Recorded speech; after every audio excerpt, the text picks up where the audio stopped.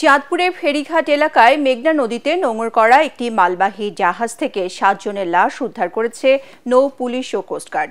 গুরুতর আহত আরও একজনকে পাঠানো হয়েছে হাসপাতালে। কোস্টগার্ডের ধারণা, ডাকাতি করতে না পেরে দেশীয় অস্ত্র দিয়ে জাহাজটির চালক ও অন্যান্য কর্মীদের হত্যা করা হয়।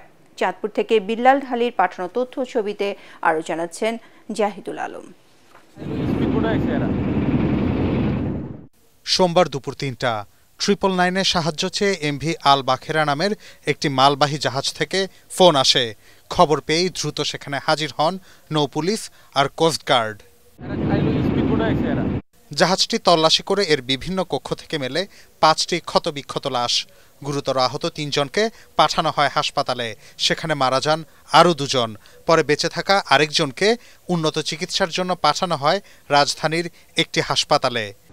এখানে আল বখতিয়ার নাম করে জাহাজটা যখন ডাকাতি হয়েছে, এখানে জাহাজটা যখন ঠেকা, তখন আমার ক্যাপ্টেন বিএসএফে 16 নম্বর চ্যানেলের ভিতরে জানতে পারলো যে জাহাজটা ডাকাতি হয়েছে এবং 8 জন স্টাফকে খুব হয়ে তারা হত্যা করছে। আমরা চট্টগ্রাম থেকে নারায়ণগঞ্জ উদ্দেশ্যে জাহাজ নিয়ে রওনা দিয়েছি। যাওয়ার পথে দেখলাম এই কি বলে হরিণা ফেরিঘাটের নিচের দিকে যে মাঝিচরের পরে এখানে একটা জাহাজ ঠেকা অবস্থায় আছে। এটা দেখে আমরা এখানে আসলাম যে হয়তো জাহাজ ঠেকছে। পরে বিএসএফে যোগাযোগ করে শোনা গেল যে ডাকাতি হয়েছে। প্রথমে আমরা শুনছিলাম যে 9 জন স্টাফের 8 জন জায়গায় মৃত্যুবরণ করছে এবং একজন আপনার বেঁচে আছে কিন্তু মুমূর্ষ অবস্থায়।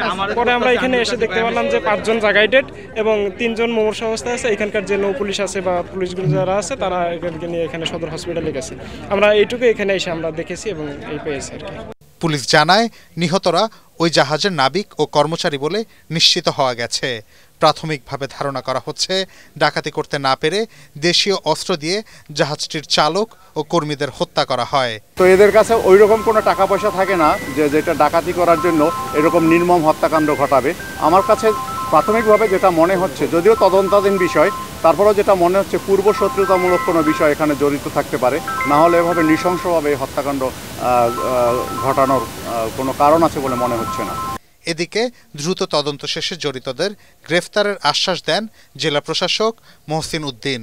আসলে এই তথ্যটা বের করতে আমাদের সময় লাগবে। এটা কি একটা হত্যাকাণ্ড নাকি শুধুই ডাকাতি নাকি ভিন্ন কিছু? এমনও হতে পারে যে নিজেদের মধ্যেও অনেক সময় ব্যক্তিগত বিষয়কে কেন্দ্র করে ঝামেলা হয় আর কি। আসলে এটা এই মুহূর্তে বলা সম্ভব না। এটা শুধু আমাদের তদন্তের পরই আমরা বলতে পারবো যে এই ঘটনাটা কেন ঘটেছে।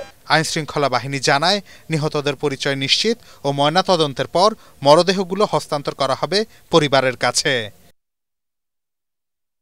Bureau report, ATN Bangla.